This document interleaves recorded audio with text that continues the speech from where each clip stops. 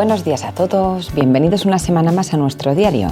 El diario de una mamá cualquiera, con sus virtudes, defectos, pero con la mayor de las ilusiones, que creo que eso es lo más importante. En el anterior podcast nos quedamos empezando la fase activa dentro de la dilatación.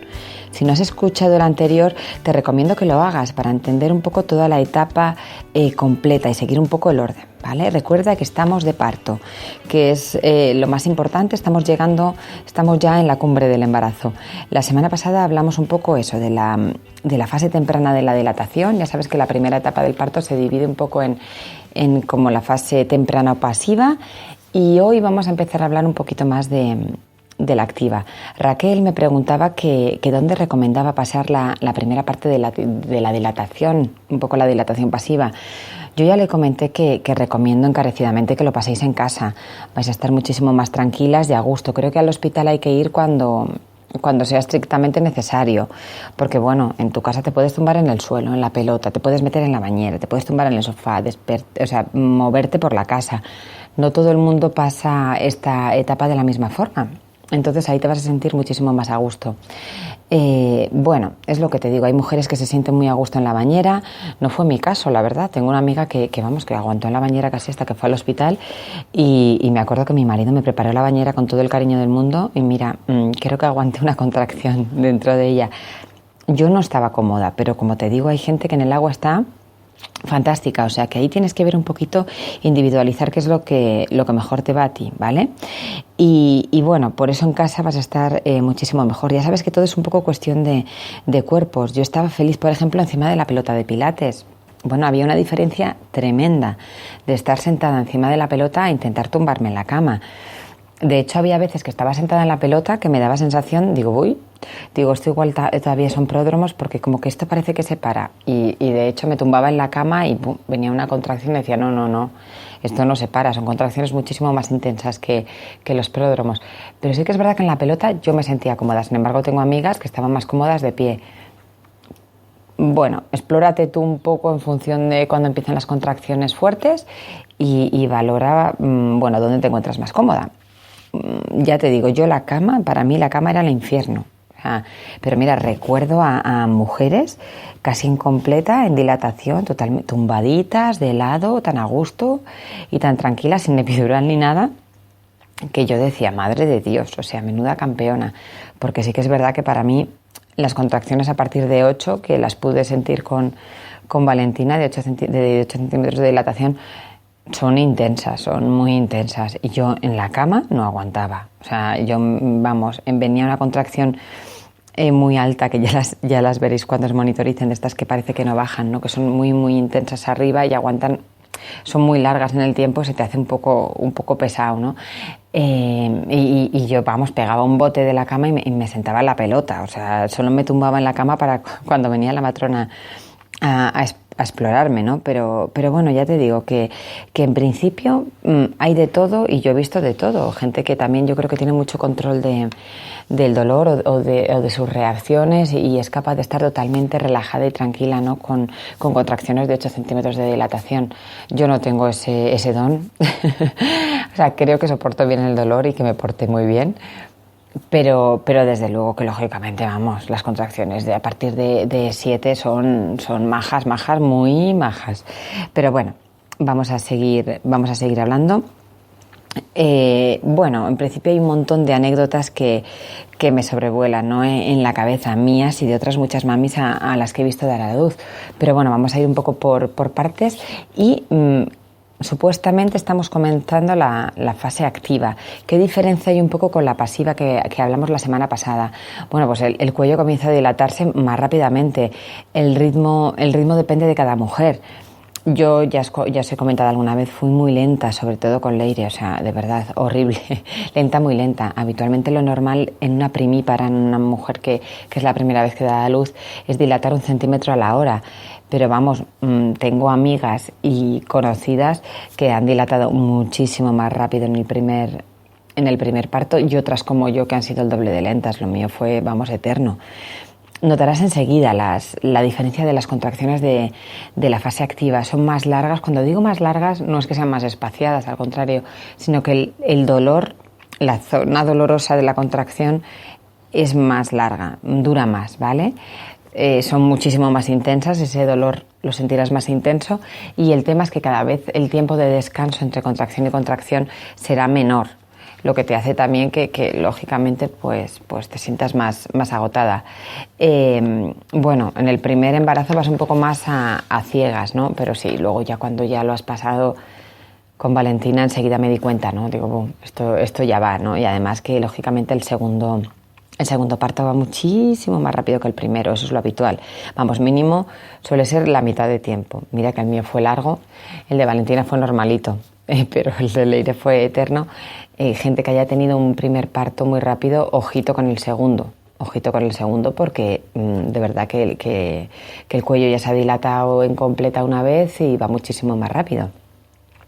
Pero bueno, otra pregunta que me hacéis mucho es lo que hablábamos, cuándo ir al hospital. Ya ha quedado claro que la fase pasiva hay que pasarla en casa y desde luego es donde mejor vas a estar. En la fase activa, ¿en qué momento? Bueno, pues sobre todo en hospitales públicos no suelen ingresarte antes de los 4 centímetros, alguno en los 3, depende un poquito del protocolo. ¿Por qué? Porque ahí ya indica un poco que estás en la fase activa. Bueno, pues en principio sí que es verdad que es muy difícil saber y que os angustia un poquito saber, pero es que yo no sé de cuánto estoy dilatada, pero es que yo tal. Ahí también tendrás información si te han explorado en alguno de los monitores últimos que has tenido, porque hay veces que estás en el monitor y dicen, ¡bup! El cuello está borrado, está blandito, tiene muy buena pinta, estás de 2 centímetros. Pues ya sabes que tienes ahí ese adelanto, ¿no?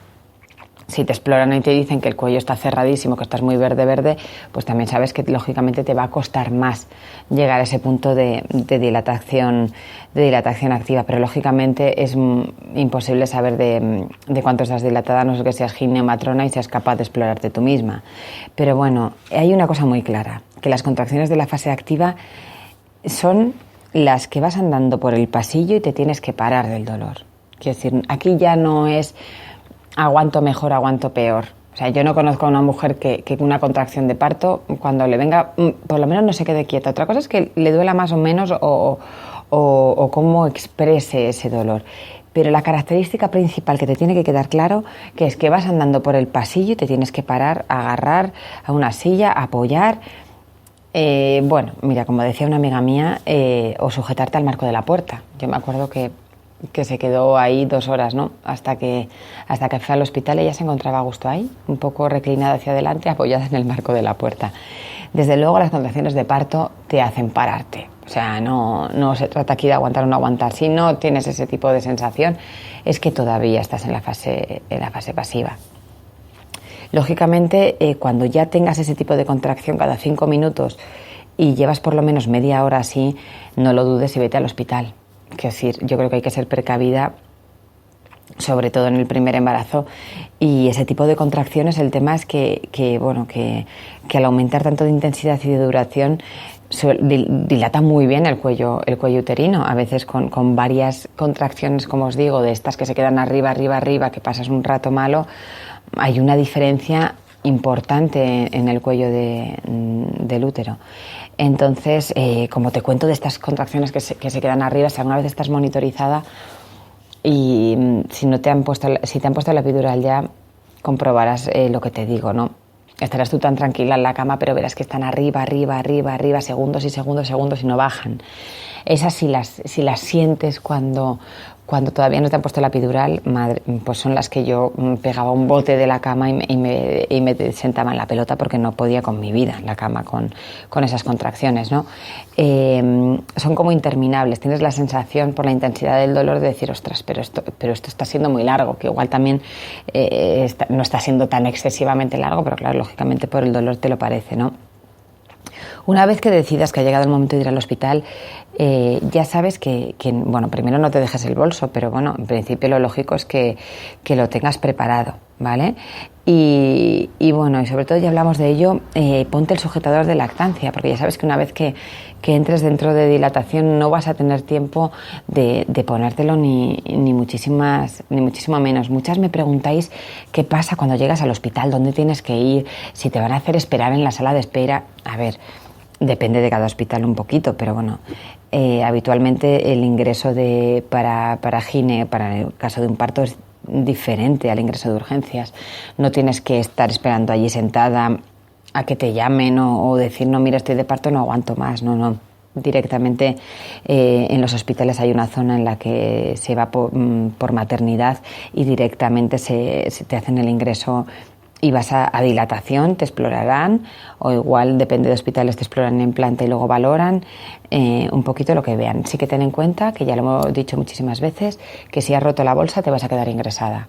Ahí ya no depende de cómo tengas el cuello del útero, como si tienes contracciones, si no tienes. Hay gente que rompe la bolsa y directamente se pone de parto, y hay gente que rompe la bolsa y no tiene ningún tipo de sintomatología de parto, pero que pasado el tiempo correspondiente que estimen, le van a tener que provocar el parto si no se pone de parto de forma natural.